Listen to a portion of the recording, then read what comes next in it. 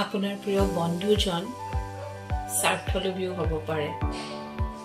আপুনি তেওঁক চিনি লওক আৰু ত্যাগ কৰক। জীৱনত যদি ভাল ব্যক্তিৰ সংগ পোৱা যায় তেতিয়া জীৱনটো সৰল হৈ পৰে। জীৱনৰ জটিলতাবোৰ আঁতৰি পোহৰৰ বিকিৰণ ঘটে। আনহাতে জীৱনত যদি স্বাৰ্থলোভী মানুহৰ সংগ থাকে তেনেহ'লে জীৱনটো ধ্বংসস্তূপত পৰিণত হ'বলৈ বিশেষ সময় নালাগে।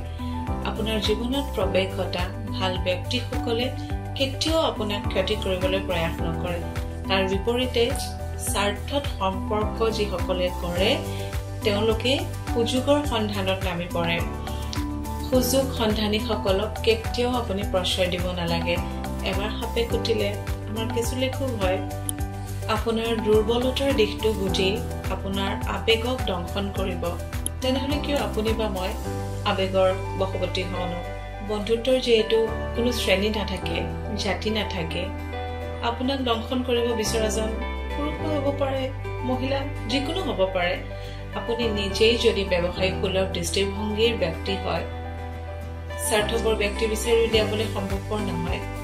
যদিও আপোনাৰ ব্যৱসায়ৰ স্বাৰ্থত সেইসকলক খটুৱাব পৰা কৌশল শিকিব লাগিব, জানিব লাগিব। টোপ দি বৰশী পাতিলেই নহ'ব, মাছ ধৰা কৌশলো আপুনি জানিব লাগিব। আপুনি এগৰাকী ব্যক্তিক নিজৰ আয়ত্তলৈ আনিবলৈ বা ব্যৱহাৰ কৰিবলৈ হয়তো ডাঙৰ অফাৰ দিছিল। ধৰা হ'ল সময় পৰিৱৰ্তনৰ লগে লগে আপোনাৰ চিন্তাৰ মাপসূচী সলনি হ'ল। এই একে অফাৰ প্ৰথমগৰাকীক বঞ্চিত কৰি দ্বিতীয়গৰাকীক দিলে। আপুনি নিজেই ভাবকচোন, বিশ্বাসেই আপোনাক বিশ্বাসঘাতকতা নকৰিবনে? সময় থাকোঁতেই সকলোবোৰ বুজক, নিশ্চিত বিপদৰ পৰা আঁতৰি থাকক। স্বাৰ্থলোভী ব্যক্তি কেনেদৰে চিনি উলিয়াব পাৰে তাৰ কেইটামান দিশ মই উনুকিয়াই দিওঁ। স্বাৰ্থলোভীয়ে পৃথিৱীত নিজৰ লাভৰ বাবে কাৰোবাক অন্য সামগ্ৰীৰ দৰে ব্যৱহাৰ কৰে আৰু প্ৰয়োজন শেষ হ'লে দূৰত দলিয়াই দিয়ে।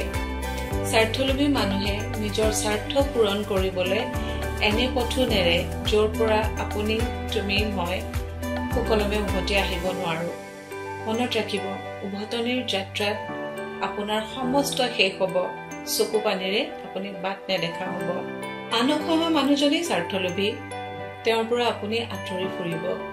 তেওঁ আপোনাৰ কথা আনৰ আগত কৈ হাঁহিব, কৌতুক কৰিব, কিন্তু আপুনি চিনি থ'ব যে সেইসকলেই প্ৰকৃতাৰ্থত স্বাৰ্থলোভী।